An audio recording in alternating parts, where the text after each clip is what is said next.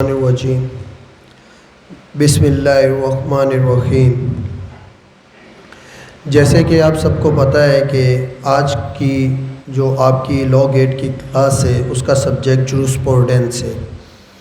आज हम दो किस्म की जूरिस्प्रूडेंस को डिस्कस करेंगे, एक इंग्लिश जूरिस्प्रूडेंस को और दूसरा इस्लामिक जूरिस्प्रूडेंस को।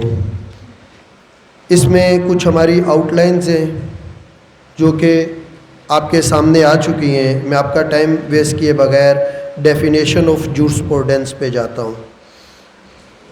This word has its roots in the Latin word jurisprudentia. Juris means law, prudentia meaning knowledge. Thus jurisprudence is knowledge of law or skill in law. It is the science of legal principle and philosophy of law, which includes the entire system of legal doctrine. जब भी आप jurisprudence की बात करेंगे तो एक law जो हमारे सामने होता है, jurisprudence बेसिकली बात करती है इसके बैकग्राउंड के बारे में कि अगर कोई चीज़ जो लॉ बनी वो क्यों बनी, उसकी क्या ज़रूरत पेश आ गई उसको लॉ बनने के लिए। जैसे आप रिसेंट एग्जांपल दे सकते हैं कि हमने देखा होगा कि सोशल मीडिया के लिए डिफरेंट लॉज बने। एक रिसेंट मिसाल आप ले सकते हैं कि एक आर्मी बिल जो आजकल काफ़ी चर्चा में है वो पास हुआ। तो जूरिस्प्रूडेंस बात करता है कि जब भी कोई लॉ पास हो रहा है या कोई चीज़ जो एज ए लॉ सेटल्ड है वो क्यों है, उसका रीज़न क्या था, उसकी प्रैक्टिस क्या थी, उसको कौन लोग थे जो बिहाइंड द सीन उसको कर रहे थे, या वो कौन लोग थे जो उसके फॉलोअर्स थे।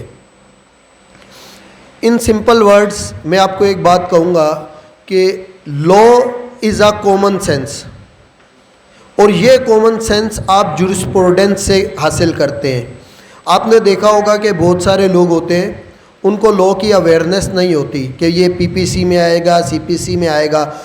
फॉर दी सेक हम अपनी भी बात करते हैं, हम वकला के पास भी जब कोई मैटर आता है तो समटाइम्स उस मैटर में डायरेक्ट हम अवेयर नहीं होते कि कौन सी सेक्शन आएगी, लेकिन हम अपनी कॉमन सेंस से, अपनी डेली प्रैक्टिस से, अपने बहुत सारे बैकग्राउंड को देखते हुए जो हम रूटीन प्रैक्टिस में करते हैं उसको देखते हुए हमें एक बात का अंदाज़ा होता है कि हाँ ये चीज़ कानून हो सकती है या ये चीज़ कानून नहीं हो सकती है। फिर हम आगे उसको डिसाइड करते हैं। तो बेसिकली वो जो आप डिसीजन लेते हैं, जो अपनी कॉमन सेंस को अप्लाई करते हैं, वो एक काइंड ऑफ जूरिस्प्रूडेंस है। अब आगे चलते हैं। इसमें jurisprudence according to Austin, in the word of Austin, jurisprudence is concerned with positive law, that is positivism, which means that laws are commands. He divided into two branches, general law and particular jurisprudence. Now general jurisprudence relate with the subject of law as are common to all system of law. This field of law is a wider one. Then particular jurisprudence is confined only to the study of any actual system of law. It talks about special and particular system of law. In both, essence is the same but they differ from each other in their scope. Actually जब आप general jurisprudence की बात करेंगे, general jurisprudence और particular jurisprudence same है। Particular jurisprudence zone सी है ये drive हुई है जनरल जूरिस्प्रूडेंस से। अगर आप जनरली बात करेंगे, आप कहेंगे पीपीसी में ये है, सीपीसी में ये है, एंटी करप्शन लॉ में ये है, एफआईए लॉ में ये है, ये आप जनरल जूरिस्प्रूडेंस है। किसी भी सब्जेक्ट के बारे में आप बात करते रहें, लेकिन अगर इसी में से आप किसी पर्टिकुलर सब्जेक्ट को आउट कर लें, सपोज साइबर क्राइम की बात करने लग जाएं, सपोज एफआईए क्राइम की बात कर लें, किसी एक पर्टिकुलर क्राइम पे जब बात करने लग जाएंगे तो वो फिर पर्टिकुलर जूरिस्प्रूडेंस बन जाएगी। देन हम आगे चलते हैं। एक और जो है according to Salmond, Salmond defines jurisprudence as the science of law.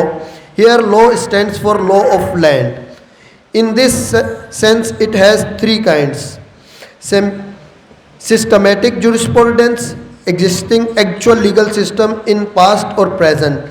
Legal history, process of historical development. Legislation to set forth law as it ought to be. अब आप अगर सेलमेंट की बात देखेंगे तो वो ये कहता है कि आप देखें लॉ ऑफ लैंड, जब भी हम लॉ की बात करेंगे तो हम जिस जगह खड़े हुए होंगे हम उस जगह के कानून की बात करेंगे।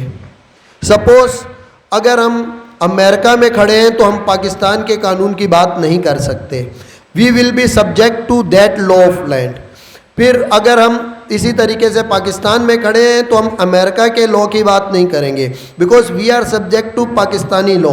तो वो ये कहता है कि जब भी आप किसी जगह पे खड़े होकर लॉ की बात करते हैं तो it means you are talking about the law of land.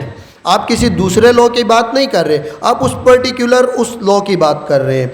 Then systematic jurisprudence की जो आप बात करते हैं तो ये एक एक्चुअल लीगल सिस्टम होता है, जैसे पीपीसी एक लीगल सिस्टम हमारे पास मौजूद है, सही।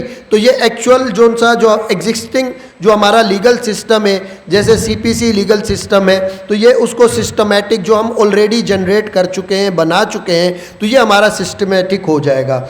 अब आप लीगल हिस्ट्री, अब लीगल हिस्ट्री की जब आप बात करेंगे तो ये सिस्टमैटिक के भी बात करेगा कि ये कैसे जनरेट हुआ। जैसे मैंने आपको पहले बताया कि आपके पास अगर कोई लॉ आ रहा है तो आपकी बैकग्राउंड उसका देखेंगे कि इसका प्रोसेस क्या था, ये किस तरीके से हुआ, इसकी हिस्टोरिकल डेवलपमेंट क्या थी। फिर लेजिस्लेशन, अब लेजिस्लेशन जो होती है ये टाइम टू टाइम होती रहती है, जिसकी एग्जांपल रिसेंटली मैं आपको एक बिल की दे चुका हूँ, डिफरेंट किस्म की, जैसे साइबर क्राइम की। पहले जैसे सोशल मीडिया पे पिक्चर्स लोड करने से रेलेवेंट लॉ डेवलप हो रहे, तो लेजिस्लेशन जो सी है वो टाइम टू टाइम बनती रहती है। लॉ क्या है actually, law is a living thing, law non living thing नहीं है। आप देखेंगे कि डेली एक नया सब्जेक्ट आ रहा होगा, डेली एक नई सुप्रीम कोर्ट या सुप्रा कोर्ट से कोई जजमेंट आ रही होगी, डेली कुछ ना कुछ इसमें नया आप देखेंगे कि इंटर हो रहा होगा, कुछ ना कुछ हम टेक कर रहे होंगे, कुछ ना कुछ हम एडॉप्ट कर रहे होंगे। तो जो लॉ होता है ये लिविंग थिंग है।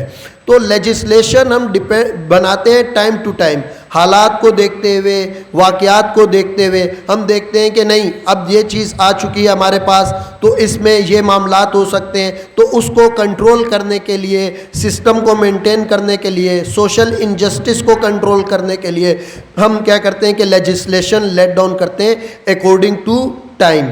तो ये डिफरेंस हो जाता है। सिस्टमैटिक जो हमारे पास ऑलरेडी मौजूद है, लीगल पास की बात कर रहा होता है, लेजिस्लेशन जो हम टाइम टू टाइम डेवलप करते हैं, जब हम डेवलप कर देते हैं तो वो पार्ट बन जाता है सिस्टमैटिक जुरिस्प्रूडेंस का, उसकी स्टडी जो हम लीगल वाइज करते हैं तो वो लीगल हिस्ट्री बन जाती है। Then kinds of jurisprudence, 3 main kinds of jurisprudence according to Salmond: historical jurisprudence, analytical jurisprudence, ethical jurisprudence. Historical jurisprudence, historical jurisprudence gives the answer of the questions: origin of law, the development of law, evaluation of law, the philosophy of law. It continues to the general portion of legal history. Already I have defined you, I don't take your much time on this. Then analytical jurisprudence, the branch of jurisprudence gives analysis to basic principles of civil and their interpretation. The purpose of this branch of study is to analyze and dissect the law of the land as it exists today. This analysis as the principle of the law is done without reference to their historical origin or their ethical significance. अब ये जो analytical है ये analyse करता है, different तरीके से उसको इसकी बात करता है कि अगर कोई लॉ बन गया है, जैसे रिसेंट चूँकि ये बिल है काफ़ी चर्चा में, तो जो आर्मी से रेलेवेंट बिल आया है तो ये काफ़ी कुछ लोग उसको क्रिटिसाइज़ कर रहे हैं। वो कह रहे हैं कि भाई फ्रीडम ऑफ ओपिनियन है, फ्रीडम ऑफ जो है हमारा राइट है, हम बात कर सकते हैं। अब ये जो लॉ है एनालिटिकल जो जुरिस्प्रूडेंस है ये एनालाइज करेगी फिर उसको कि भाई ये जो काम हुआ ये विदाउट एनी रेफरेंस हुआ, विदाउट एनी नीड हुआ, या इसके पीछे कुछ बैकग्राउंड था, वाकई इसकी कोई ज़रूरत थी, वाकई हमें इस तरीके के लॉ की ज़रूरत थी। मतलब ये उसकी जो एनालाइजेशन करता है और फिर उसके बाद ये अपना एक ओपिनियन देता है कि हाँ, ये जो हमने एनालाइज किया उसके बाद हमें क्या पता चला कि वेदर ये जो लॉ बना था ये सही बना था, ये लॉ सही नहीं बना था। जस्ट सपोज आप एक एग्जांपल ले सकते हैं कि SMA, पहले ऐसा होता था कि सक्सेशन के जो सर्टिफिकेट्स थे वो कोर्ट्स से इशू होते थे, सही है। अब एक बिल आ गया, उसमें कहा कि नहीं, वो सर्टिफिकेट जो है वो नादरा इशू करेगा। अब उसमें वकला के बहुत सारी रिजर्वेशंस हैं। वकला कहते हैं कि नहीं, अगर नादरा इशू करेगी तो उसमें नादरा तो NIC सही नहीं बना सकते, तो वो किस तरीके से करेगी, वो किस तरीके से वेरीफाई करेगी। तो ये एनालाइजेशन है। अब एनालाइजेशन के साथ वो फिर डिस्कस करेंगे कि इसकी हिस्ट्री क्या थी, हमें इस तक आने की क्यों ज़रूरत पड़ी, या इसकी सिग्निफिकेंस क्या है। तो ये एक्चुअली बात करता है उसके बारे में। फिर ethical jurisprudence, the branch of jurisprudence deals with basic principle of ethics and moral values. Ethical jurisprudence is a branch of legal philosophy which approaches the law from the viewpoint of its ethical significance and adequacy. It deals with the law as it ought to be in ideal state. This area of study brings together moral and legal philosophy. It is connected with the purpose of which the law exists and the manner in which such purpose is fulfilled. अब ethical, suppose हम पाकिस्तान में अब कोई ऐसी चीज़ आ जाती है, हर जगह की एक अपनी वैल्यूज़ हैं। हमारे पाकिस्तान में हम लोगों की कुछ अपनी वैल्यूज़ हैं। हम बड़ों की इज़्ज़त करते हैं, हमें कुछ दीनी प्रोस्पेक्ट देखना होता है, हमें कुछ डिफरेंट और चीज़ें देखनी होती है। सपोज़ अगर एक बिल आ जाता है कि लाइक अमेरिका, पाकिस्तान में भी सी साइड पे लोग घूम सकते हैं जैसा वो चाहें। अब वो बिल इथिकली पाकिस्तान में एप्लीकेबल नहीं होगा। क्यों? लोग मेंटली उस तरीके की अप्रोच नहीं रखते। तो वो क्या होगा, इस तरह के जो इथिकल जो जूरिस्प्रूडेंस होती है, ये इस चीज़ को भी देखती है कि जिस लॉ जो जिस जगह पे, कंट्री में जिस जगह में पास हुआ है, क्या वो उस चीज़ की जो पैरामीटर्स हैं, जो मोरल वैल्यूज़ हैं, उसके मुताबिक भी है कि नहीं है, कि ये ऐसा ही बस पास कर दिया गया और लोग उसको किस हद तक अप्रिशिएट करते हैं। जस्ट सपोज़ उसकी आप मिसाल ले लें कि अमेरिका में ऑर्डर हो जाए कि जितने भी लोग हैं वो शलवार कमीज़ पहनेंगे और वो सब बुर्का पहन के घूमेंगे। मीन्स दोबारा एक लॉ आता है तो वो सेंस करेंगे। सपोज़ रमज़ानुल मुबारक आ रहा है, कोई कह दे कि होटल्स खुले रहेंगे। मीन्स इथिकल जब भी कोई लॉ आता है, कोई बिल आता है, तो उसको वो एनालाइज करते हैं उसके हिसाब से, उस सोसाइटी के हिसाब से, फिर वो उसके मुताबिक इसको डेवलप करते हैं। Nature of law, there is great diversity in the use of them of the term law. The same name is employed to donate altogether different things. Law of nature, law of God, laws of honors, laws of morality, laws of positivity. मतलब कि when we develop any law, then there are some kind of law which are, maybe you don't find them in the books, but sometimes we find them practically. कि just suppose laws of God. अब कुरान मजीद पे यहाँ पर काफ़ी लोग जो उनसे हैं वो उसको फॉलो नहीं करते, उसके दिए हुए लॉज को। हमने एक अपना लॉ बनाया हुआ है, लेकिन लॉ एग्जिस्ट कर रहा है। लॉज ऑफ ऑनर कुछ एरियाज़ में, मतलब कि ये एक ऐसी चीज़ है कि डिफरेंट किस्म की नेचर्स को देखते हुए उन्होंने मोरालिटी को, हमने अक्सर देखा होगा कि अगर आप ज़रा सी ऊंची ज़ुबान में बात कर लो किसी बड़े से, तो वो कहता है कि आपको बात करने की तमीज़ नहीं है क्या? सही। तो ये कुछ चीज़ें ऐसी हैं जो नेचर के हिसाब से विद द टाइम जो उनसे है वो डेवलप अप हो जाती हैं। Then as per professor Holland observes that a law in the proper sense of the term is a general rule of action taking cognizance only of external acts enforced by a determined authority, which authority is human, and among human authority is that which is prominent in a political society. अब ये कहते हैं कि जो law होता है ये एक एक्ट होना ज़रूरी है। एक बंदा है वो किसी को दिल में बद्दुआएं दे रहा है, एक बंदा है वो सोच रहा है ज़हन में कि मैं ये करूँगा, ऐसा नहीं है। वो ये कहते हैं कि उसका एक एक्सटर्नल एक्ट हो और उसको डिटरमाइन किया जाए बाय द अथॉरिटी कि ये जो इसने एक्ट किया है, वेदर वो जो एक्ट है वो कोई ऑफेंस भी है या नहीं है। उसको डिटरमाइन करने के बाद वो जो ह्यूमन अथॉरिटीज़ है वो उसको डिसाइड करती है। फिर उसको ह्यूमन अथॉरिटीज़ जो पॉलिटिकल होती हैं वो इस तरह के लॉज को डेवलप भी करती हैं। तो a law in a proper sense of the term is a general rule of action. किसी भी बंदे का जो जनरल रूल ऑफ एक्शन है वो डिमांड करता है लॉज के मुताबिक। जस्ट सपोज अभी आप यहाँ बैठे हैं, साइलेंटली मुझे सुन रहे हैं, सही है। आप में से कोई बंदा उठता है वो मिसबिहेव करने लग जाता है, या कोई उठता है वो रिस्पेक्ट देने लग जाता है, तो वो जो उनसा आपका जनरल रूल ऑफ एक्शन है that would be determine by the authority कि भाई ये जो अथॉरिटी क्या होती है। सपोज अगर कोई रिस्पेक्ट देता है, रूटीन में रिस्पेक्ट पे तो लोग नहीं ऑब्जेक्ट करते, लेकिन कोई मिसबिहेव करता है तो वो ऑब्जेक्ट करते हैं कि भाई ये बात आपकी मिसबिहेव है। लास्ट मेरा ख्याल है 2 दिन पहले मैं एक केस में क्रॉस एग्जामिनेशन कर रहा था, तो कराची क्लब का कोई वो था बंदा उसमें मौजूद, उनका रिप्रेजेंटेटिव। तो मैंने उससे कहा कि आप बोलो, तो उसने कहा कि बोलो नहीं बोले, मुझे बोलिए बोले।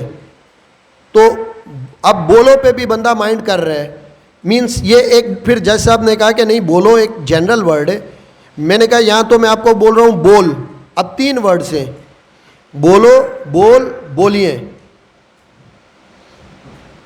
अब आप किसी को बोलिए बोलेंगे वो रिस्पेक्टफुल वे में कंसिडर करेगा, बोल बोलेंगे तो वो सिंपल होगा, सही है। बोलो बोलोगे तो सिंपल होगा, बोल बोलोगे क्या कहता है, तो मतलब मीन के ये 2-3 अल्फाज हैं जो आपस में है सिंपल है, सही है। बोलो, बोलिए। लेकिन जब आप रूल ऑफ एक्शन पे बात करेंगे तो ये तीनों डिफरेंस होते जाएंगे, जिसमें respect of level comparatively degrade होता जाएगा या अपग्रेड होता जाएगा। Then next, professor Hobbes says defines law as the commands of him or them that have coercive power. Austin followed him a law of rule of conduct imposed and enforced by the sovereign. ये simple ये कहता है कि ये जो law है इसमें एक कमांड है, एक अथॉरिटी की तरफ से एक पावर है जो कि इन्फोर्सेबल होती है, जो इन्फोर्स्ड होती है, इम्पोज्ड होती है। जो मुख्तलिफ लोग होते हैं जो उसको रोल बना रहे होते हैं, लॉ बना रहे होते हैं, वो उसको इन्फोर्स करते हैं। देन नेक्स्ट है सेलमेंट की मजीद है, all laws however made is recognised and administered by the courts and no rules are recognised and administered by the courts which are not rules of law. It is therefore to the courts and not to the legislature that we must go in order to ascertain the true nature of the law. अब ये कह रहे हैं कि जो चीज़ rules है, जब आप किसी एडमिनिस्ट्रेशन करते हैं, कोर्ट ऑफ लॉ में जाते हैं, तो कोर्ट ऑफ लॉ सिर्फ उस चीज़ की बात करेगी जो रिकॉग्नाइज्ड रूल्स एंड रेगुलेशंस होंगे। वो रूल्स एंड रेगुलेशंस जो रिकॉग्नाइज्ड नहीं हैं, जो तो उसको कोर्ट ऑफ लॉ कंसिडर नहीं करेगी आपकी। उसके लिए फिर आपको बैकग्राउंड पे जाना पड़ेगा, नेचर ऑफ लॉ पे बात करनी पड़ेगी, डिफरेंट चीज़ों पे आपको बात करनी पड़ेगी। Then administration of justice. There are 2 kinds of administration of justice. Administration of justice is protection of individuals from unjust, unlawful deeds of others. Kinds of justice is divided into following kinds: public justice, private justice. Public justice is that which is administered by the state using its own tribunals and courts. It is the relationship between courts and an individual. When a person turns to courts for restitution, he said to demand public justice. It is granted when a right of an individual which he has as a member of society is infringed. Then private justice. Private justice is a justice between individuals. It is the end for which the courts exist, and public justice is the means through which this end is fulfilled.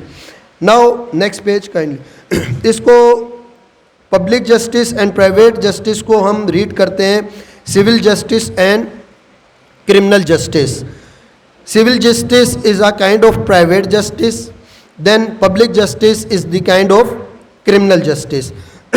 Civil justice results from the infringement of a private right. If a right of a person is violated and it only concerns or directly affects him, it will be dealt with civil justice. Criminal justice results from the infringements of a public right even if offense is committed against one person, but the nature of the offense is such that the state step in and consider it to be an infringement of a public right.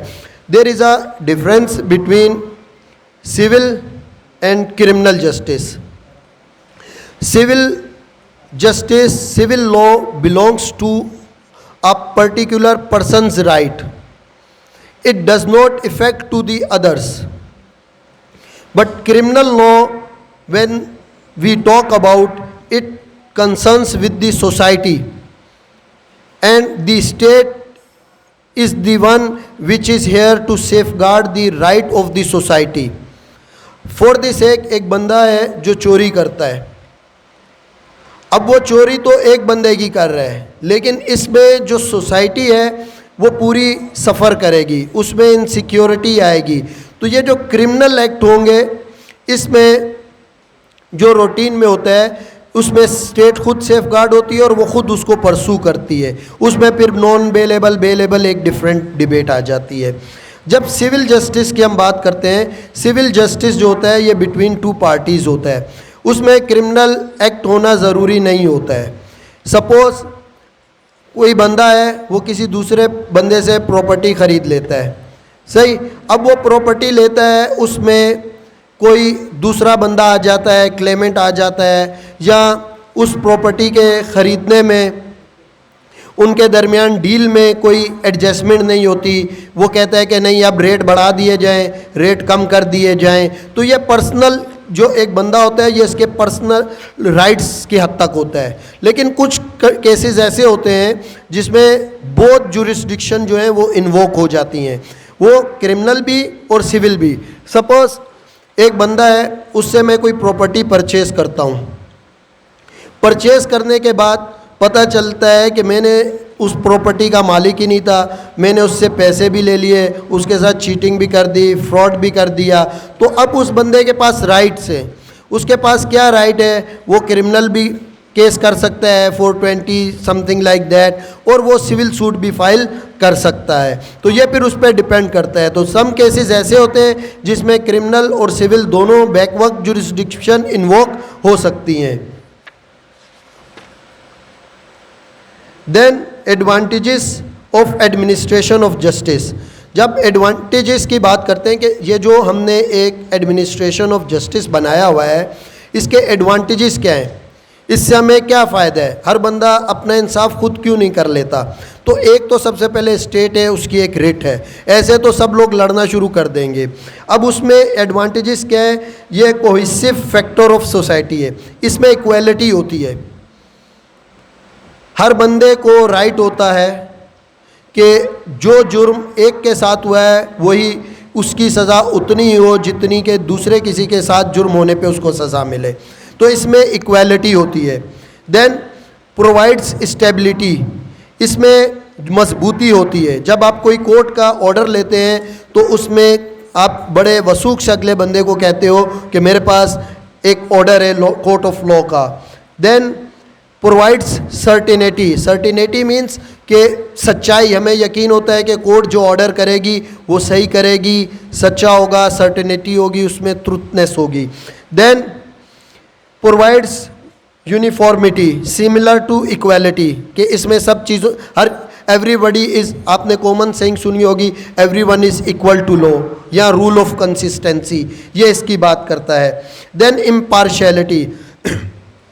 Impartiality की जब आप बात करेंगे तो means के जो जज होता है वो न्यूट्रल होता है.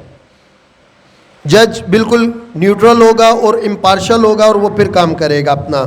देन रिप्रेजेंट कलेक्टिव विजडम, फिर वो डेफिनेटली जब काम करेगा वो कलेक्टिव विजडम से आप एक सेंस ये भी ले सकते हैं कि वो डिफेंस लॉयर को भी सुनेगा, वो कंप्लेनेंट काउंसिल को भी सुनेगा, और उसके बाद वो अपना जुडिशल माइंड भी अप्लाई करेगा। तो वो जो रिप्रेजेंटेशन आएगी वो कलेक्टिव विजडम की आएगी।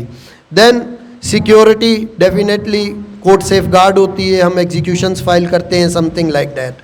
Then provides justice, no need to explain. Then disadvantages of administration of justice. Rigidity, rigidity means कि इसका एक पैटर्न बताया हुआ है, आप उस पैटर्न से हट नहीं सकते।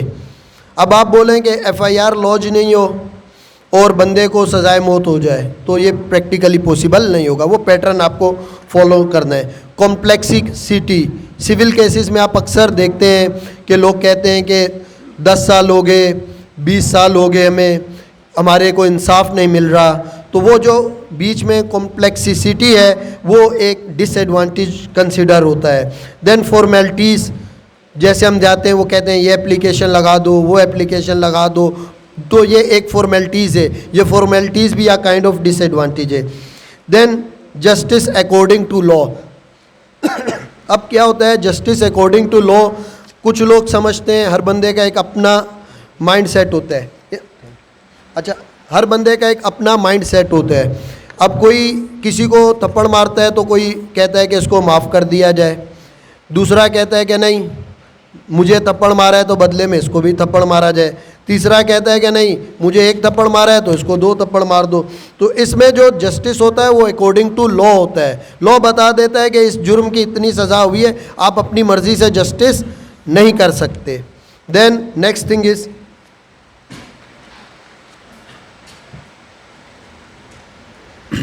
Sources of law.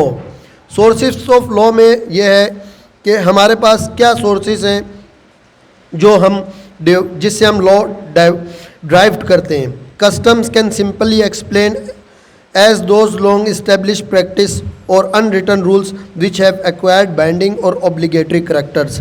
कुछ जो हम लेते हैं वो कस्टम्स से लेते हैं, अपने जो रूटीन के हमारे माशरे में जो हमारा सोसाइटी का काम होता है, जो हमारी नॉर्म्स होती हैं, प्रिंसिपल्स होते हैं, कुछ हम उससे करते हैं। एंटीक्यूटी, फिर in order to be legally valid custom should have been in existence for a long time even beyond human memory.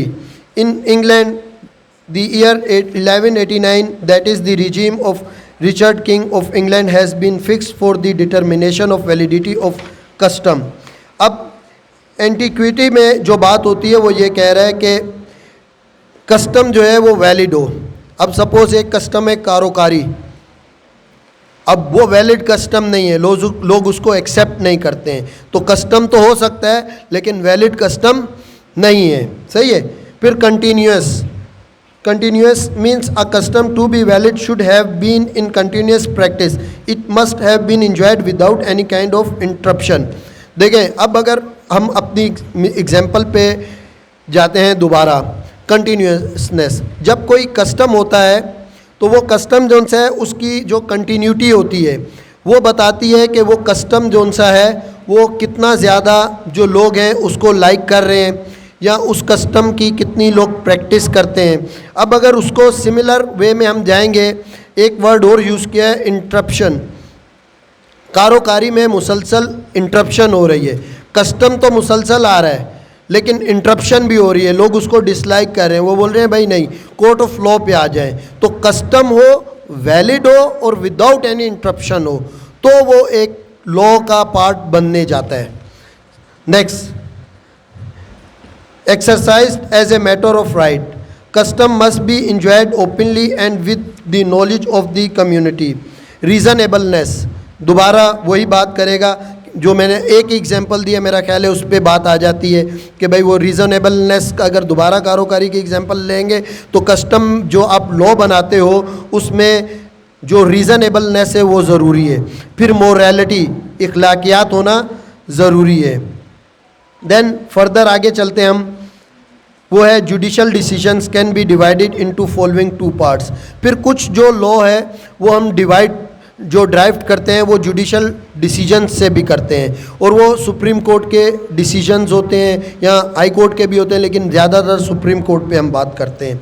Ratio decidendi, reasons of decision. Ratio decidendi refer to the binding part of the judgment. Ratio decidendi literally means reasons for the decision. It is considered as the general principle which is deduced by the courts from the facts and particular case. It becomes generally binding on the lower courts in future cases involving similar question of law. जब किसी चीज़ पे कोई particular law आ जाता है, और या कोई चीज़ जो पॉइंट, एक पर्टिकुलर पॉइंट जो होता है फ्रेश पॉइंट होता है, उस पर लॉ नहीं होता, और वो पॉइंट जब ऊपर सुप्रीम कोर्ट के पास चले जाता है कंसिडरेशन के लिए, जब सुप्रीम कोर्ट उसको देखती है, पढ़ती है, और उससे रेलेवेंट जब सुप्रीम कोर्ट कोई ऑर्डर पास करती है उस पॉइंट को, वेदर वो उस पॉइंट को टेकअप करते हैं, वेदर वो नहीं करते हैं, जो भी करते हैं वो एक काइंड ऑफ लॉ बन जाता है। तो ये जौन सा है रीज़न ऑफ डिसीजन, के डिसीजन का जो रीज़न है वो इसमें वैलिड होता है। रेशो डिसेंडी में जो पोजीशन होती है वो ये होती है कि सुप्रीम कोर्ट के जो फिर डिसीजंस होते हैं जो एक पर्टिकुलर पॉइंट्स पे होते हैं, तो उसको लेते हुए वो इस चीज़ को करते हैं। जस्ट सपोज आप एक एग्जांपल ले लें, हम कोर्ट में श्योरिटी जमा कराते हैं, तो समटाइम्स हम कोर्ट से कहते हैं कि वेरिफिकेशन बाद में कर ली जाए, इसको फॉर द टाइम बीइंग आप एक्सेप्ट कर लें। अब जज आपसे यह भी पूछ सकता है कि किस लॉ के तहत आप कह रहे हैं कि इसको हम for the time being temporarily accept कर लें, तो ये लॉ फिर आप एग्जाम्पल देंगे कि हमने सुप्रा कोर्ट की कोई प्रेसिडेंट बताएंगे कि ऊपर कोर्ट्स ने ये डिसाइड किया है कि बेल बिफोर अरेस्ट में वेरिफिकेशन के लिए जब आप जाने लगोगे तो आपको जो श्योरिटी है वो आपको फॉर द टाइम बीइंग आप विदाउट वेरिफिकेशन उसको जमा कर सकते हैं। तो विदाउट ये इस तरीके से बाइंडिंग होते जाते हैं।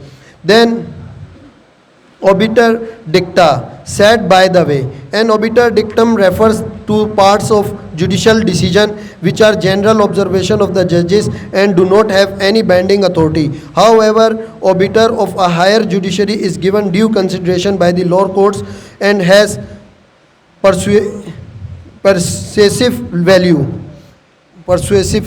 अब इसमें जब आप बात करते हैं तो इसमें sometimes कोर्ट के पास कोई मैटर जाता है, उसमें कुछ न्यू चीज़ें आ जाती हैं जो पार्ट ऑफ केस नहीं होता और जो पार्ट ऑफ क्वेश्चन नहीं होता, लेकिन during the arguments, during the आप कह लें कि एजुकेशन जो उनसे है उसके ड्यूरिंग दैट पीरियड वो जो हेयरिंग के कोई एक दो बात आ जाती है और कोर्ट अपने उसमें वो लिख देती है जजमेंट पे, तो वो जो होता है वो बाइंडिंग तो नहीं होता है नीचे लोअर कोर्ट पे, लेकिन लोअर कोर्ट उसको वेट देती है, वो उसको स्लैप शॉट मैनर में इग्नोर भी नहीं कर सकती है। तो इन दोनों में एक डिफरेंस आ जाता है, वो ये होता है फर्स्ट पार्ट जो हम बात डिस्कस कर रहे थे वो रेशो डिसेंडिटी जोन सा है ये बाइंडिंग होता है, और दूसरा जो पार्ट है ऑबिटर डिक्टा जोन सा है, ऑबिटर डिक्टा जोन सा है ये नॉन बाइंडिंग होता है। फिर legislation is considered as the most important source of law. The term legislation is derived from Latin word legis, which means law, and Latin which means to make or set. Therefore, the word legislation means making of law. Legislation means simple making of law आ जाता है। आपके पास ये हो सकता है कि MCQs में ये क्वेश्चन भी आ जाए कि what does legislation mean, तो उसमें ऑप्शंस में आ जाएगा कि making of law. Legal rights. Legal rights includes any legal recognized interest whether corresponds to a legal duty or not. It is an addition or benefit conferred upon a person by a rule of law. कोई भी चीज़ जो rule of law के तहत किसी बंदे को कोई right they देती है तो वो उसका लीगल राइट कंसिडर होता है, और वो अपने लीगल राइट के लिए हम सब कहते हैं, आप भी कहते होंगे, दूसरे भी कहते होंगे। जस्ट सपोज आपके केस में हमने 2-3 पटिशनें की, एक आपके एग्जामिनेशन के लिए की कि भाई ये एग्जामिनेशन नहीं हो रहे, इनका राइट बनता है कि एग्जामिनेशंस हो। फिर आपके जोन सा लॉ गेट के टेस्ट था उसकी टाइम एक्सटेंशन वगैरह के लिए या दूसरी चीज़ों के लिए की। तो ये क्या होता है कि जब हम इस तरह से चीज़ों को लेके आते हैं, ये हम अपने लीगल राइट्स को क्लेम करते हैं। कोई भी चीज़ जो सिक्योर्ड हो, जो आपकी अंडर द लॉ, तो आप उसमें जब क्लेम करते हैं तो that is considered as legal right. Then ownership, jurist has defined ownership in different ways, all of them except the right of ownership as the complete or supreme right that can be exercised over anything. Thus, according to Herbert, ownership includes 4 kinds of rights: right to use a thing, right to exclude others from using the things, disposing of the things, right to destroy it. Means के ownership एक simple है कि जब कोई चीज़ वो आपकी ownership है तो आपके पास उसका राइट होता है, उसको आप यूज़ कर सकते हैं, आप उसको फेंक सकते हैं, आप उसको डिस्पोज ऑफ कर सकते हैं, किसी और को बेच सकते हैं। तो ownership means actually talks about the title. Kinds of ownerships, corporal ownership. Corporal ownership जौन सी होती है, ये बात करती है टचेबल थिंग्स की। वो चीज़ें जिनको आप टच कर सकते हो वो कॉर्पोरल ओनरशिप की डेफिनेशन में आता है। इन कॉर्पोरल ओनरशिप जौन सा है वो नॉन टचेबल है।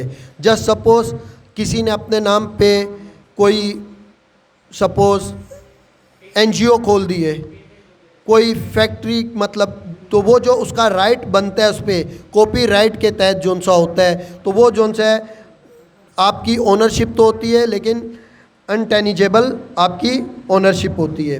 Then vested ownership, vested ownership. Then contingent ownership. Vested ownership में आप विदाउट एनी कंडीशन किसी चीज़ को एडॉप्ट करते हैं। सपोज़ आपने किसी से कोई पेन ख़रीदा, जो आपने ख़रीदा उसके आप सोल मालिक हैं, उसको लेने के बाद आप अपने यूज़ में कर रहे हैं, सब कुछ कर रहे हैं विदाउट एनी कंडीशन, सही है। लेकिन कॉन्टीजेंट ओनरशिप में क्या होता है, इसमें कंडीशन होती है।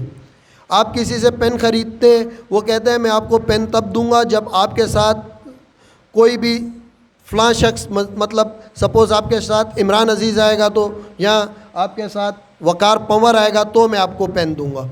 वो एक कंडीशनल हो जाता है। तो कॉन्टीजेंट ओनरशिप क्या होती है, वो आपको दे तो रहा है लेकिन वो एक कंडीशन रख रहा है कि ये आपका हुआ लेकिन वो बंदा आना चाहिए, या वो बंदा अगर मर जाता है तो मैं ये आपको दूंगा, उससे मेरी बात हो चुकी है, अगर वो नहीं आता है तो मैं आपको दूंगा। तो ये कॉन्टीजेंट जो होता है ये कंडीशनल होता है। फिर sole ownership. Sole ownership means कि विदाउट एनी को शेयरर। को ओनरशिप में आपके पास को शेयरर होता है, सोल ओनरशिप में आपके पास आप खुद कंप्लीट होल सोल किसी चीज़ के मालिक होते हैं।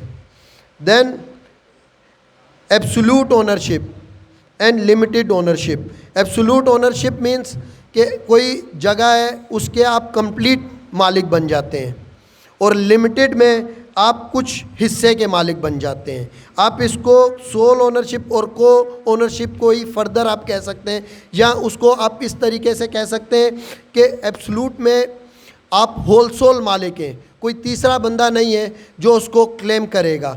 लिमिटेड में आप किसी पर्टिकुलर लिमिटेड हिस्से के मालिक हैं।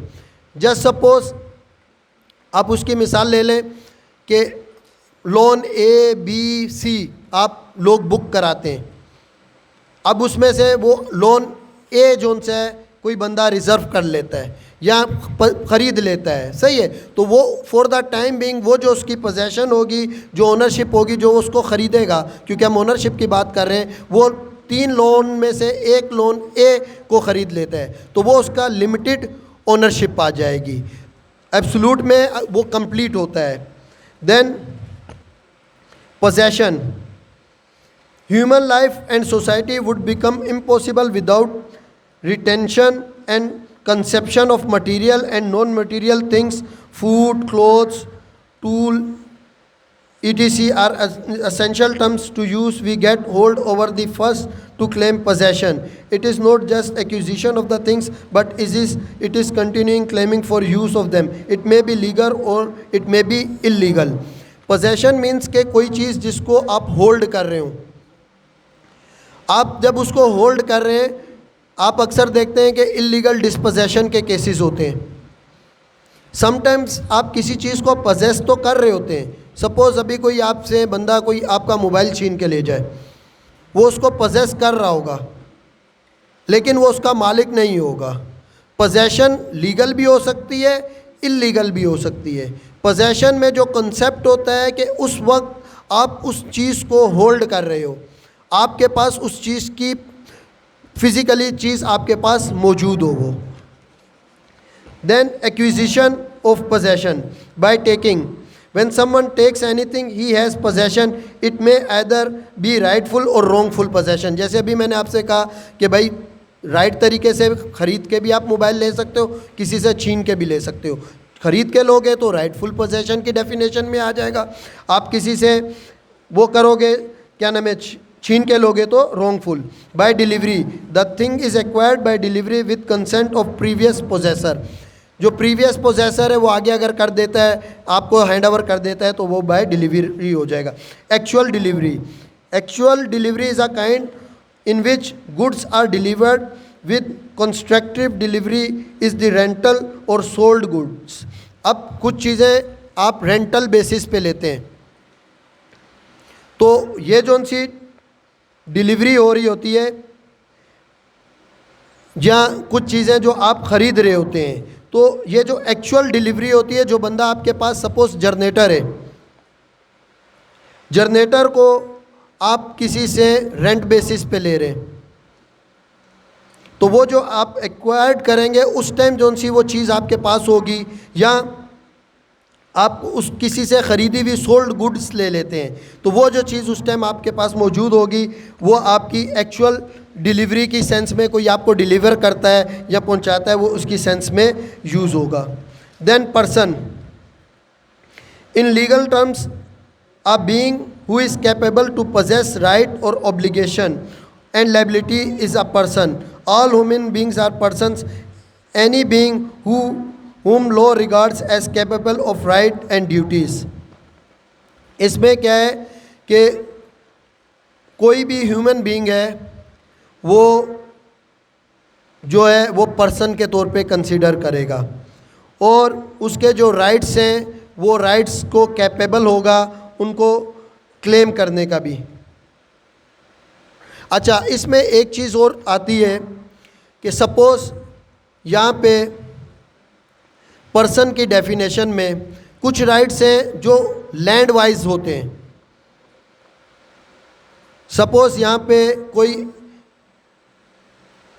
इंडियन पर्सन बैठा हुआ है, सही है, उसको जब हम बात करेंगे उसके राइट्स की, तो उसके rights similar to our rights नहीं होंगे। राइट्स जब आप बात करेंगे वो राइट्स होंगे जिनको लॉ एक्सेप्ट करता होगा, और पर्सन, हर पर्सन उस राइट की डेफिनेशन में आएगा।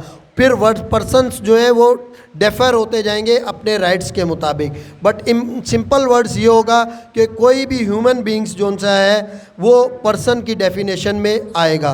उसमें समटाइम्स आपने देखा होगा कुछ लोग होते हैं वो साउंड माइंड नहीं होते, उनके मेंटली साउंड नहीं होते, लेकिन उनके भी राइट्स को लोग क्लेम कर रहे होते हैं, उनकी भी प्रॉपर्टीज़ को सिक्योर कर रहे होते हैं लोग कि भाई ये इसके राइट्स हैं। Natural persons, all human beings are natural persons। the entire male and female are persons। all the living beings which are recognized as person by the states, they are person in law and person in fact।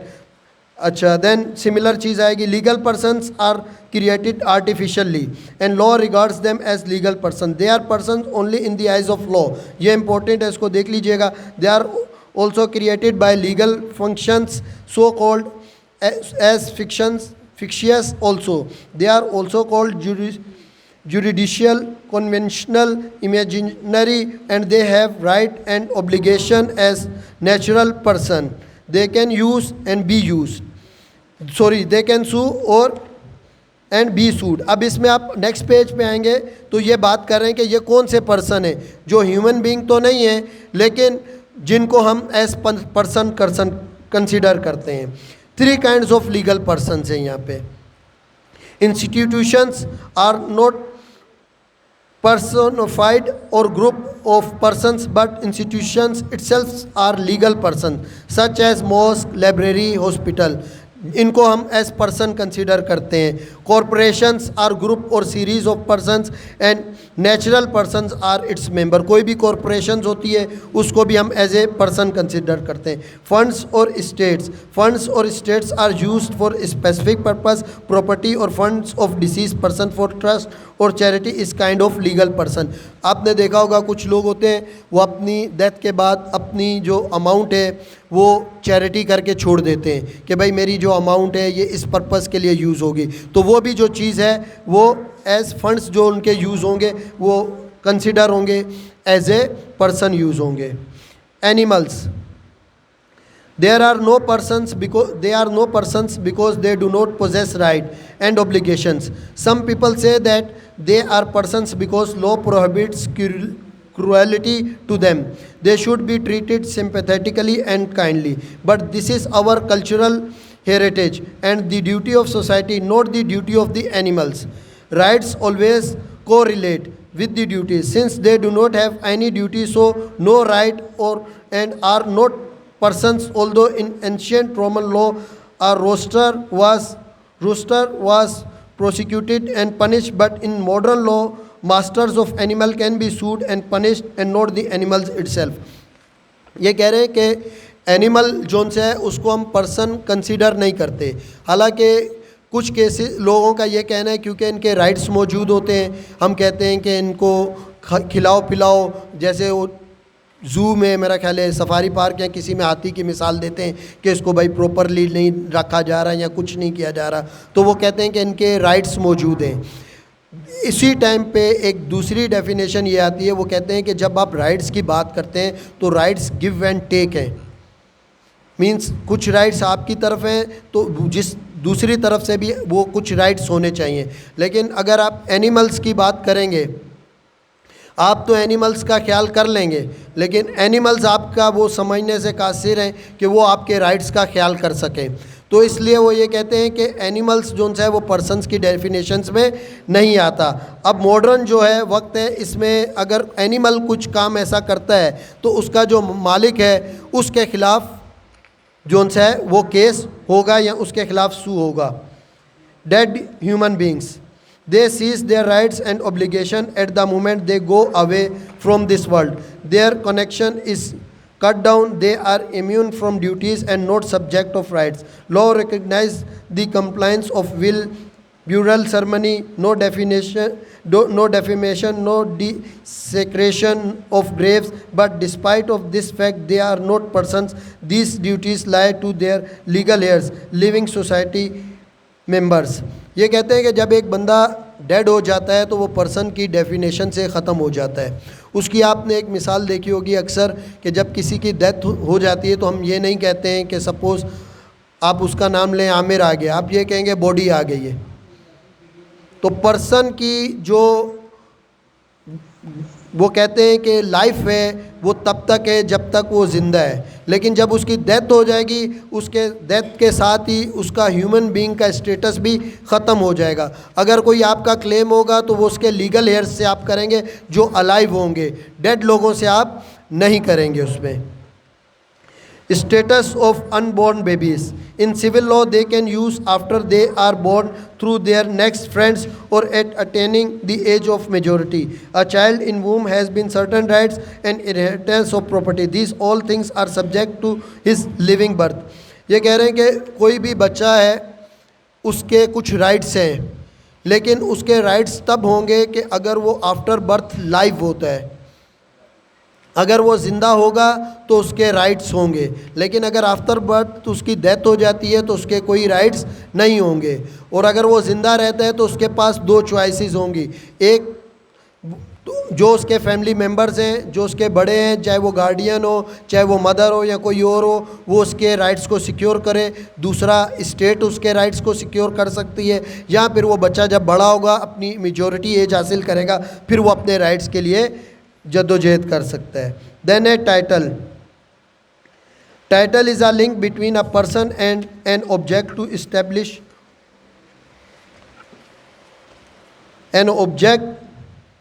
to establish ownership of property.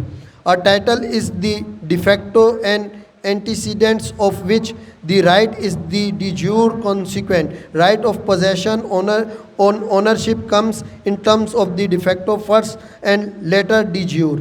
ये कह रहे हैं कि जो title है ये किसी भी चीज़ की आपकी ओनरशिप जो है उसको इस्टेब्लिश करने के लिए ज़रूरी होता है. आप देखते होंगे कि जब भी आप सिविल सूट फाइल करते हैं तो कोर्ट आपसे पूछती है कि आपका टाइटल क्या है. अगर आपका उस पर कोई टाइटल है तो आपकी पोजीशन डिफरेंट होगी. अगर आपका टाइटल नहीं है, आपके नाम नहीं है, तो आपकी पोजीशन डिफरेंस होगी. सपोज इन्होंने एक एग्जांपल दी है, I have a watch on my hand, how it can be said that it is my, or I have title over it. I have either purchased it or someone has gifted me or I have inherited it from elsewhere. फिर वो जो चीज़ें जिन पे title लिखा नहीं जाता तो उस पे ये डिफ़ाइन कर रहे हैं कि आपको वो आपने लीगल ली, मतलब इनलीगल नहीं ली हो, किसी ने आपको गिफ्ट की हो, आपने ख़ुद ख़रीदी हो, या आपको फादर की थी आपने ली हो, लेकिन चोरी या इस तरीके से आपने हासिल नहीं की हो. Then kinds of title. Investigative facts creates rights. This right is created first time on the object, which are ownerless. When I catch fish, it is my original title. If I purchased it from the elsewhere, then it is called derivative title. Derivative rights is second right which is created after gone away of original right. Example दी हुई है, clear है कि आप जाते हैं, suppose आप कोई परिंदा पकड़ लेते हैं तो आप जो है जो पहला टाइटल आएगा जो उसका वो ओनरलेस है सपोज़, तो जो पहला टाइटल आएगा वो ओरिजिनल टाइटल आपके नाम आएगा. जैसे कुछ लोग हैं जो बाज़ वगैरह पकड़ के बेचते हैं, उनके पास लाइसेंस होता है बाकायदा परिंदों को पकड़ने का. कुछ लोगों के पास फ़िशिंग लाइसेंस होता है, वो मछलियाँ पकड़ते हैं, फिर वो आगे जब जाके देते हैं तो फिर वो डाइवर्ट हो जाता है उसमें. फिर डिवेस्टेटिव facts are those which lose or keep away of right of term as devastative facts. अब इसमें एलिनिएटिव को भी पढ़ लें. और alienative facts are right is right which is separated or transferable. अब आप कहते हैं deviative facts are those which are lose or keep away of right of is termed as, कोई जो राइट आपके पास मौजूद हो लेकिन उसको आपसे दूर कर दिया जाए या आप उसको लूज़ कर चुके हों, तो वो जो टाइटल होता है वो ड्राइव्ड हो जाता है. सपोज़ जैसे आपने अभी एक एग्जांपल दी, इन्होंने दी कि मछली है, आपने एक फ़िश पकड़ी, सही है, उस पर आपका राइट है, लेकिन अगर कोई दूसरा आ जाता है वो आपसे छीन के ले जाता है, या कोई दूसरा जो उनसे वो ये कहता है कि ये जिस पर्टिकुलर जगह से आपने पकड़ी है ये जगह हमें गवर्नमेंट ने दी हुई है कि इस जगह पे कोई दूसरा बंदा जो उनसे है वो वर्क नहीं कर सकता है, वो आपका राइट जो उनसे है टेक अवे कर जाता है. सही, तो ये कहता है कि डिवेस्टेटिव राइट्स वो होते हैं जो आपसे या तो ख़त्म हो जाएं या टेक अवे कर दिए जाएं आपसे. Alienative right is a right which is separated or transferable. ये राइट वो है जो रूटीन में ऊपर की बात ये कर रहा है कि जो राइट आप ट्रांसफ़र कर सकते हैं, किसी दूसरे को दे सकते हैं, तो वो एलिनिएटिव राइट्स होते हैं. Then extinctive rights. Extinctive right is a right which is kept away or destroyed. आपका वो राइट जो आपसे किसी ने दूर कर दिया हो, या आपका राइट किसी ने तबाह कर दिया हो, ख़राब कर दिया हो. ये इसकी डेफिनेशन में for the sake of example, extinctive right जो उनसे है, सपोज़ आप इसको ऐसे ले लें कि आपसे किसी ने एक इसकी एग्जांपल लें कि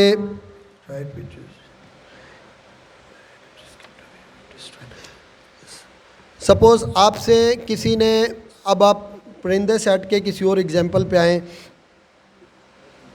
बुक की एग्जांपल ले लें किसी से आपका राइट बनता है किसी से कोई बुक लेने अपने, सही है, अब वो बंदा उस बुक को फाड़ देता है या वो उस बुक को लेकर चले जाता है, तो ये इस एक्सटेनेटिव राइट्स में होता है, ये एक्चुअली आपके लॉस्ट राइट्स में होता है। किसी चीज़ को लेना आपका राइट होता है। सपोज़ लास्ट डेट पे हमने आपको कुछ हैंड नोट्स दिए, सही है, वो हैंड नोट्स, आपके हैंड नोट्स लेना आपका राइट था, कोई उसको पकड़ के फाड़ देता है या आपसे को नहीं देता है और लेकर कहीं दूर चले जाता है, तो ये फिर इसकी डेफिनेशन में आएगा। तो यहाँ पे आकर हम इंग्लिश जो जूरिस्प्रूडेंस है इसको कंप्लीट करते हैं। Now we go ahead with Islamic jurisprudence. अब जब हम इस्लामिक जूरिस्प्रूडेंस की बात करते हैं, आउटलाइन आपके पास मौजूद है, हम आगे चलते हैं। सोर्सेस ऑफ लॉ, कोई भी इस्लाम के मुताबिक कोई भी जो सोर्सेस ऑफ लॉ हैं, कोई भी जो काम है हमारा, एक्ट है, वो गवर्न करता है, जिसको हम डिसाइड करते हैं कि वो सही है या गलत है, उसकी 4 सोर्सेस ऑफ लॉ हैं। एक कुरान, दूसरा हदीस, तीसरा इजमा, चौथा कियास। जब भी कोई चीज़, कोई कानून जो डायरेक्टली कुरान मजीद में बता दिया गया हो, उसके लिए हमें किसी दूसरी बुक के खोलने की ज़रूरत नहीं है। आपने देखा होगा कि कॉन्स्टिट्यूशन ऑफ पाकिस्तान में भी ये बात कही गई है कि कोई भी चीज़ जो कंट्ररी टू कुरान मजीद है वो लॉ नहीं हो सकती। तो हमारी जो पहली सोर्स ऑफ इस्लामिक लॉ है वो कुरान मजीद है। जब भी हमारे पास कोई मसला हो तो सबसे पहले हमें जो करना चाहिए वो कुरान मजीद को देखना चाहिए कि उस पर कोई सोर्स ऑफ हमारे लिए कोई लॉ दिया गया है या नहीं। दूसरा फिर हदीस, हजूर सल्लल्लाहु अलैहि वसल्लम की जो मुस्तनद अहदीस मुबारका हैं उनको पढ़ा जाए, उसके मुताबिक जो भी कानून हो, जो भी फ़ैसला हो वो उसके मुताबिक हो। तीसरी जो सोर्स ऑफ लॉ है वो है इजमा।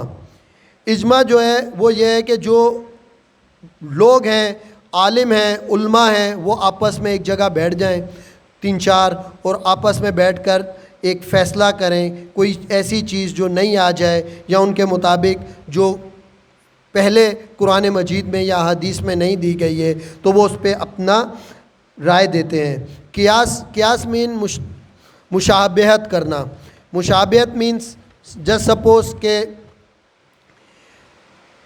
नशावर चीज़ कर लें, अल्कोहल जोन सी है वो कुरान मजीद के मुताबिक जोन सा है। अब हर वो चीज़ जो नशावर होगी आप क्यास करेंगे, आप उससे अंदाज़ा लगाएंगे कि वो जोन सी चीज़ है वो इस्लामिक लॉ के मुताबिक मना है हमें। तो क्यास का मतलब होता है दूसरी चीज़ों से लेकर आप एक उसको आइडिया करें, आप एक अंदाज़ा करें कि ये जो चीज़ हुई या ये जो चीज़ होने जा रही है वेदर या एज़ पर लॉ सही है या नहीं है, आप रिजेम्बलेंस करेंगे इसमें।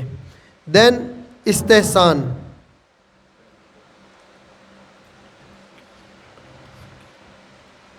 इस्तेहसान ये कहता है it is an Arabic terms of juristic discretion in its literal sense it means to consider something good. Muslim scholars may use it to express their preference for particular judgment in Islamic law over other possibilities. It is one of the principle of legal thought underlying scholarly interpretation और इज्तिहाद।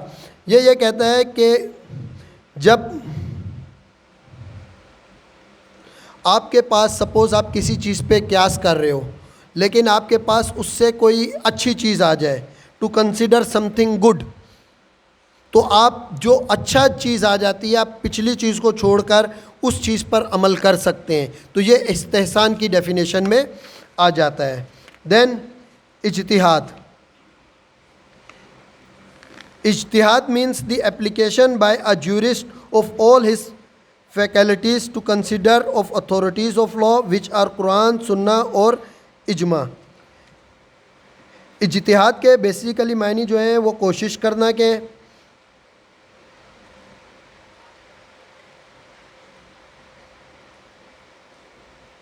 और जो कोई एक, जैसे हम कहते हैं कि आलिम कह लें या शरा को जो फ़िक़ा को करते हैं फ़कीह कह लें, वो कुरान सुन्नत और इजमा की को अपने नज़र में रखते हुए किसी चीज़ को वो बताए कि अपनी नज़र में रखते हुए वो कोई एक नई जो चीज़ उसके सामने उसके मुताबिक ये बताए कि जैसे अक्सर लोग होते हैं वो हम कहते हैं कि हम जाएंगे उनसे, क्या कहते हैं, एक वर्ड यूज़ होता है जो उल्मा फ़तवा ले लेंगे। तो जब वो फ़तवा करने जाते हैं आलिम, तो वो क्या करते हैं, वो कुरान को सुन्नत को इजमा को इस सब को देखते हैं। फिर उसके बाद अक्सर जो फ़तवा लोग लेने जाते हैं वो डिवोर्स के केसेस में ज़्यादा लेने जाते हैं कि मैं जाके पूछूं कि भाई इसमें क्या हुआ, कुरान और सुन्नत इसमें क्या कहती है, इजमा क्या कहता है। फिर वो उसमें जो उनसे है वो एक उसको डिस्कस करते हैं और डिस्कस करने के बाद वो उस पर एक ऑब्ज़र्वेशन देते हैं। तो इज्तिहाद जो होता है वो किसी फ़कीह का अपनी अक्ल और फ़हम को यूज़ करते हुए किसी चीज़ को डिफ़ाइन करना होता है। फिर है तकलीद। तकलीद means the opinion of another person or positive acceptance without questioning the authority of such person. ये कहता है कि आप किसी शख्स के ओपिनियन को बग़ैर किसी सवाल के एक्सेप्ट कर लें। अब आपका अपना अकीदा इस पर डिपेंड करता है कि आपका अकीदा कितना स्ट्रॉन्ग है। अगर आपका अकीदा इतना स्ट्रॉन्ग है, आपको लगता है कि ये जो शख्स है ये वो बात कर रहा है जो कभी गलत नहीं हो सकती, तो आप उसकी अथॉरिटी को बग़ैर किसी क्वेश्चन किए हुए वो जो बात कह रहा होता है उसकी बात को एक्सेप्ट कर लेते हैं। देन दोबारा ओनरशिप आ जाती है, इसको स्केप करते हैं। फिर हम चलते हैं लीगल कैपेसिटी। लीगल कैपेसिटी में ये ओनरशिप में एक नई चीज़ जो बात कर रहा है कि लीगल कैपेसिटी क्या है। सही है, ओनरशिप को हम ऑलरेडी डिफाइन कर सके, ये लीगल कैपेसिटी को थोड़ा सा डिस्कस कर लेते हैं। The fitness of a person for the application of law to his action is legal capacity. Persons of legal capacity, a person of full capacity is living human being of mature age, free understanding, Muslim faith, not seized with death, illness, and not seized with solvency। Means कि किसी भी person की जो legal capacity होती है वो क्या होती है। अच्छा, अब चूँकि हम इस्लामिक जुरिस्प्रूडेंस की बात कर रहे हैं तो इसलिए मुस्लिम फेथ की बात हो रही है, लेकिन अगर हम इंग्लिश जुरिस्प्रूडेंस की बात करते हैं तो फिर मुस्लिम फेथ की हम बात नहीं करते, हम जनरल बात करते। तो इसमें जो मुस्लिम फेथ की बात हुई है वो पर्टिकुलरली इसलिए हुई है। सपोज़ के जब भी किसी शख्स की लीगल कैपेसिटी की बात होती है, एक शख्स है उसकी उम्र है 90 साल और कोई बंदा आ जाता है वो कहता है मैंने इससे प्रॉपर्टी ख़रीदी है। अब जो चीज़ उस टाइम देखनी पड़ेगी कि वो ये देखनी पड़ेगी कि जो उसकी एज है, मैच्योरिटी ऑफ एज, एक है जिसकी उम्र है 12 साल और कोई उससे प्रॉपर्टी ख़रीद लेता है। अब दो चीज़ें उसमें देखनी पड़ती हैं, एक मैच्योरिटी ऑफ एज और एक एज का वो हिस्सा जिसमें वो बीमार नहीं हो, ज़हनी तौर पे अपना तवाज़ुन खो नहीं चुका हो। दोनों केसेस का पर्पज़ ये होता है कि वो जो बंदा हो उसकी जो मेंटल स्टेबिलिटी है वो चेक करना कि उसकी मेंटल स्टेज जो सी है वो सही है कि नहीं है, कम उम्र तो नहीं है या ज़रूरत से ज़्यादा इतनी उम्र तो नहीं है कि उसको कोई चीज़ समझ ही नहीं आ रही और कोई उससे अंगूठा लगा कर या ये काम करके आ जाए। फ्री अंडरस्टैंडिंग उसी डेफिनेशन में आती है, मैच्योर एज उसी में आती है। फिर डेथ इलनेस जो मैं बात कर रहा हूँ कि वो इतना ज़हनी तौर पे बीमार हो कि आप उसके पास चले जाएं और बोलें कि, तो ये इसकी लीगल कैपेसिटी है। Then marriage, it is a religious contract between a man and a women, the object which is to legalization of sexual intercourse, reproduction, legitimation of children and regularization of social life, essential of contract of marriage। कोई भी marriage होगा उसके जो essential things हैं वो ये हैं, offer, acceptance, two Muslim witnesses, sanctity, capacity of party, no legal disability, same meeting। अब जब कोई वैलिड मैरिज होती है उसमें सबसे पहले जो चीज़ होती है वो ऑफ़र और एक्सेप्टेंस का एलिमेंट आ जाता है। विटनेसेस में इन्होंने 2 मुस्लिम विटनेसेस किया है लेकिन लाजिम नहीं होता है। अच्छा, एक चीज़, कोई भी विटनेसेस मैरिज में क्यों ज़रूरी होते हैं? एक बात के मैरिज का पर्पस क्या है? पर्पस सिर्फ एक है कि वो लोग जो कोई गलत काम कर रहे हों उनको रोका जाए। दीन में सिर्फ कबूल करना काफ़ी होता है 2 पार्टीज़ का, ऑफ़र और एक्सेप्ट करना। लेकिन हजूर सल्लल्लाहु अलैहि वसल्लम ने कहा है कि जब भी आप कोई काम करो तो उसको इन राइटिंग ले आओ, कॉन्ट्रैक्ट कर दो, क्योंकि इसमें कुछ राइट्स होते हैं तो इसकी वजह से उसको राइटिंग में ले आया जाता है। विटनेसेस क्यों ज़रूरी होते हैं? आपने देखा होगा कबायली इलाकों में आज भी रिटन निकाहनामा मौजूद नहीं होता, सिंपल कबूल और हिजाब होता है, लेकिन उसको आप पब्लिकली करें तो वो जो आपका कबूल और हिजाब का कॉन्सेप्ट है वहाँ पे सबसे इम्पोर्टेंट ये 2 चीज़ें हैं। उसके बाद बाकी चीज़ें जो सी है वो सेकेंडरी है। सेंसिटिव मीन्स बंदा जहनी तौर पे दुरुस्त हो। अब कोई पागल हो, आप उससे बोलो कि मैंने शादी कर ली या ये कर लिया, तो वो भी चीज़ जो सी है वो बेहतर उसकी वैलिडिटी में नहीं काउंट होगा।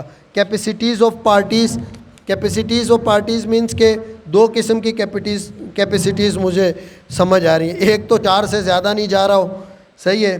दूसरा जो उनसे है कैपेसिटीज़ मीन्स के जो डोवर अमाउंट है, जो हक महर है, वो उसको वो अफोर्ड कर सकता हो।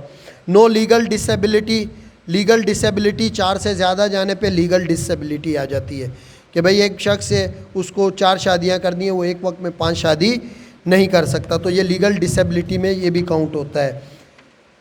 देन नेक्स्ट आ जाते हैं kinds of marriage.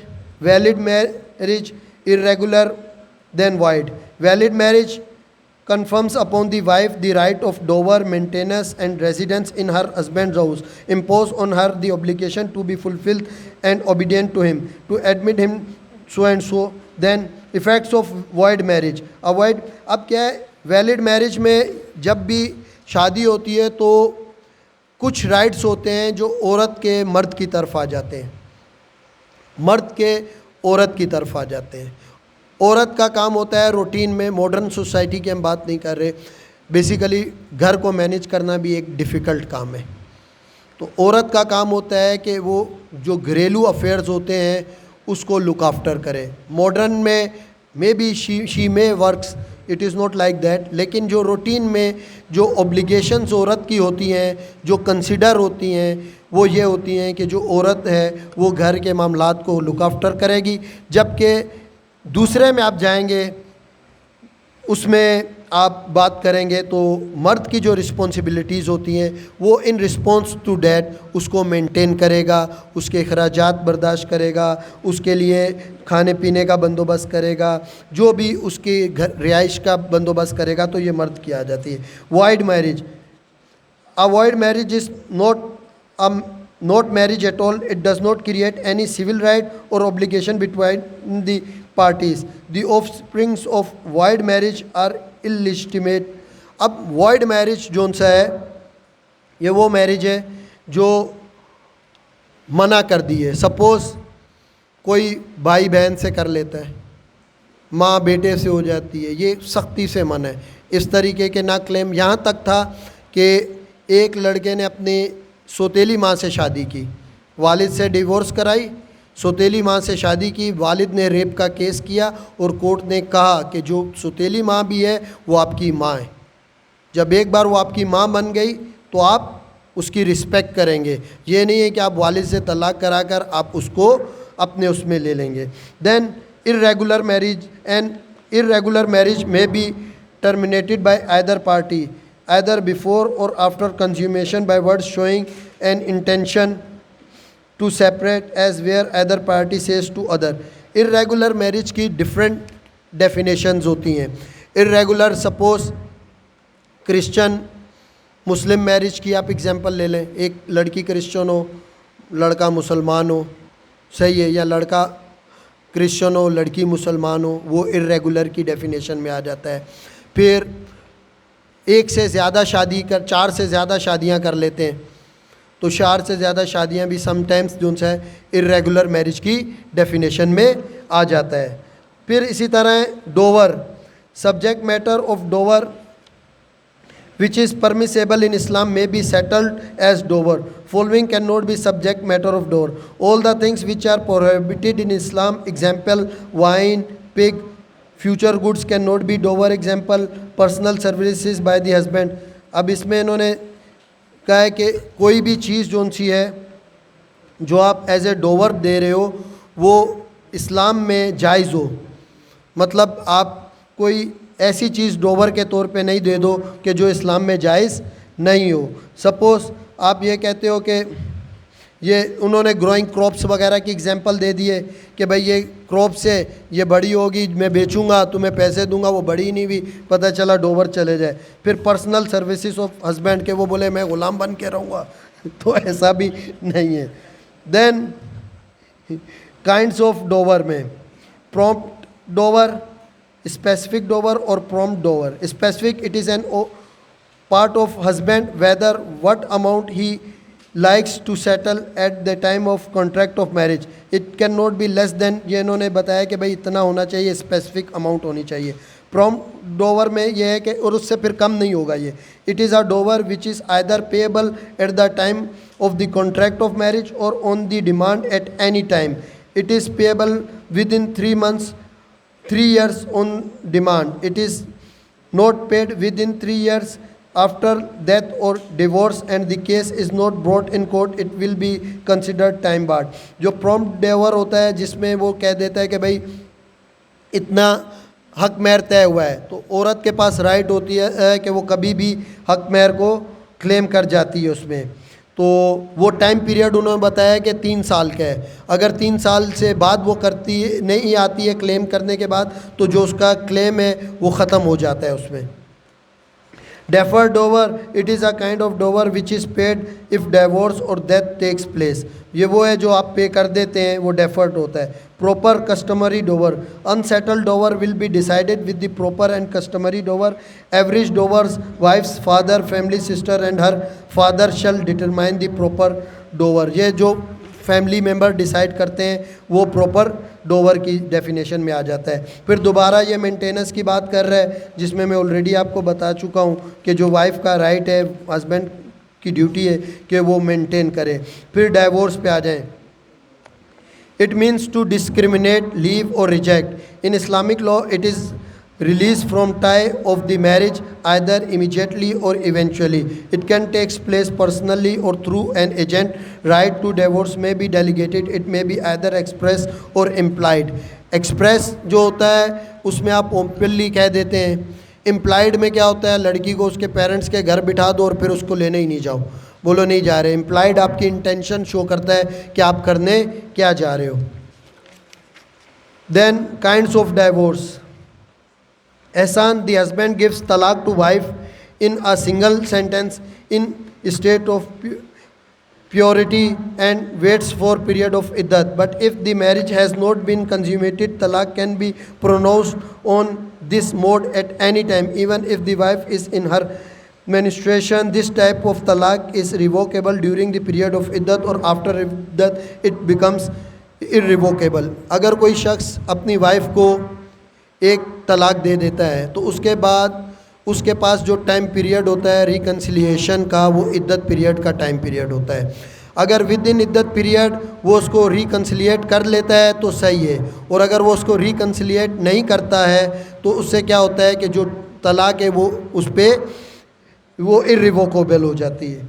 Hasan, there must be 3 successive pronouncement of talaq, but 3 pronouncement are to be made in 3 successive thus or consecutive intervals of 30 days. It can be revoked at any time before the 3rd pronouncement. After 3rd pronouncement it becomes irrevocable. अच्छा, एक चीज़ जो होती थी वो sometimes आपके पास लोग आएंगे कि इसने 2 साल पहले मुझे एक तलाक दी थी, फिर अभी दे रहा है, या 3 साल पहले दी थी, फिर पिछले साल दी थी, फिर अभी दी थी, तो ये 3 साल के पीरियड में इसने मुझे 3 तलाक़ें दे दी। ऐसा नहीं है। इसमें विद इन 30 डेज़ हो, और उस 30 डेज़ में अगर या तो एक ही वक्त दे दे, लेकिन उसमें भी जो अहले हदीस है वो एक वक्त में 3 तलाक़ों को एक्सेप्ट नहीं करते। उनके मुताबिक क्योंकि इंसान उस वक्त गुस्से में होता है तो वो एक वक्त में 50 बार भी तलाक़ें दे सकता है, तो वो स्टेट जो होती है वो उसकी एक बार की 50 बार की भी तलाक़ें इक्वल टू 1 तलाक़ कंसीडर होती है। फिर उसके बाद वो कहते हैं उसके पास टाइम हो 10 दिन बाद, 5 दिन बाद, 3 दिन बाद फिर तलाक़ दे, तो एक चीज़ इसमें यह है कि वो जो टाइम पीरियड होता है वो 30 डेज़ होता है। अगर विद इन 30 डेज़ वो 3 तलाक़ें एक वक्त में दे दे तो मुकम्मल तलाक़ हो जाती है, नहीं देता है तो वही इद्दत पीरियड वाला टाइम पीरियड कंसीडर होता है। इसमें फिर एक और चीज़ जो आएगी वो ये आएगी कि जस्ट सपोज़ कि जो अभी मैं आपको एग्जांपल दे रहा था कि भाई एक बार तलाक़ दे दी 2 साल पहले, उसके बाद दोनों ने रिहेबिलिटेशन दोबारा शुरू कर दी, दोनों ने आपस में चीज़ों को सेटल डाउन कर दिया, तो अब दोबारा जो चीज़ें शुरू होंगी वो पिछले वाला काउंटिंग से नहीं होगी, दोबारा जो मिसअंडरस्टैंडिंग होगी वो वहाँ से काउंट होगी। तो इस चीज़ में जो तलाक़ है इसमें ये चीज़ इम्पोर्टेंट है। Then divorce on the basis of consent of the party, it has 4 kinds as follow. Divorce, it is right of husband and exercisable by him. Then khula, it is a divorce with the consent at the instance of the wife. Clear है ये आपको? Agreement, ये mutual divorce हो जाती है, सही है। Delegation में ये होता है कि आप जो पावर है डिवोर्स की वो अपनी वाइफ को दे देते हैं, लेकिन इसके साथ साथ मर्द की पावर भी ख़त्म नहीं होती है। आपने कुछ लोगों को देखा होगा वो कहते हैं कि भाई औरत को पावर दे दीजिए कि वो तलाक़ दे दे। आप पावर दे देते हैं कि भाई अगर आप चाहें तो आप मुझे तलाक़ दे सकते हैं। ये बेसिकली इंग्लिश जूरिस्प्रूडेंस और इस्लामिक जूरिस्प्रूडेंस को जो मैक्सिमम इम्पोर्टेंट चीज़ें थी वो मैंने आपके सामने प्लेस अप की हैं। उसके अलावा आपको हैंड नोट्स दे दिए गए हैं। मेरी कोशिश थी कि हैंड नोट्स देने का एक ही पर्पस था कि ये जो आपके पॉइंट है वो टू द पॉइंट हो। आपका लेक्चर अपनी जगह है, लेक्चर के साथ हैंड नोट्स देने का एक मकसद था कि एटलीस्ट हो सकता है आपके पास ये कुछ हो, कुछ के पास ये हो, क्योंकि हमने भी एक लॉ गेट की बुक से लिया है, और हो सकता है कुछ के पास ये नहीं हो, लेकिन इससे आप मल्टीपल वे में अपना इस्लामिक जूरिस्प्रूडेंस को कवर कर सकते हैं। इसमें उम्मीद है आपने इसको पढ़ा होगा और इसको आप देखें। कुछ हमने आपको थ्योरी दे दी, कुछ MCQs दे दिए।